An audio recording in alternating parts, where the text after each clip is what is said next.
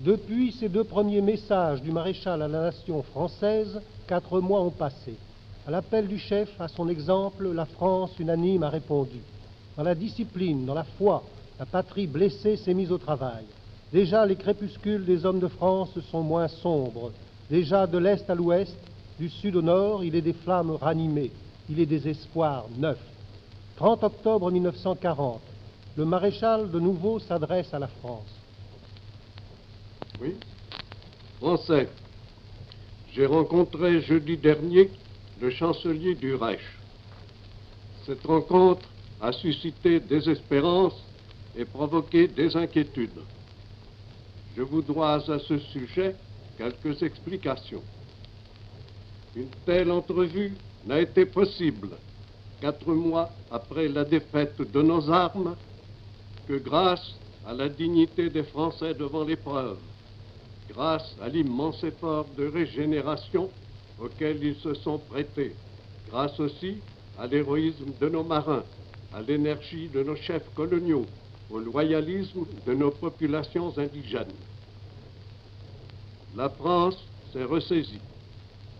Cette première rencontre entre le vainqueur et le vaincu marque le premier redressement de notre pays. C'est librement que je me suis rendu à l'invitation du Führer. Je n'ai subi de sa part aucun diktat, aucune pression. Une collaboration a été envisagée entre nos deux pays. J'en ai accepté le principe. Les modalités en seront discutées ultérieurement.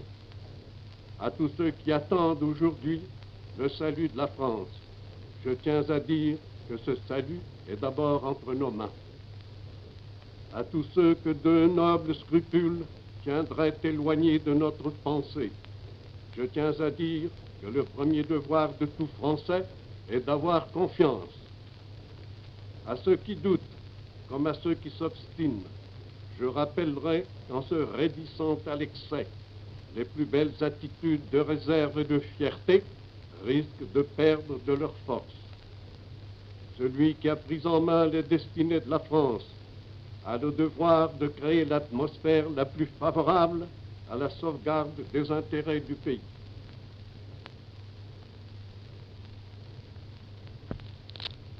C'est dans l'honneur et pour maintenir l'unité française, une unité de 10 siècles, dans le cadre d'une activité constructive du nouvel ordre européen, que j'entre aujourd'hui dans la voie de la collaboration.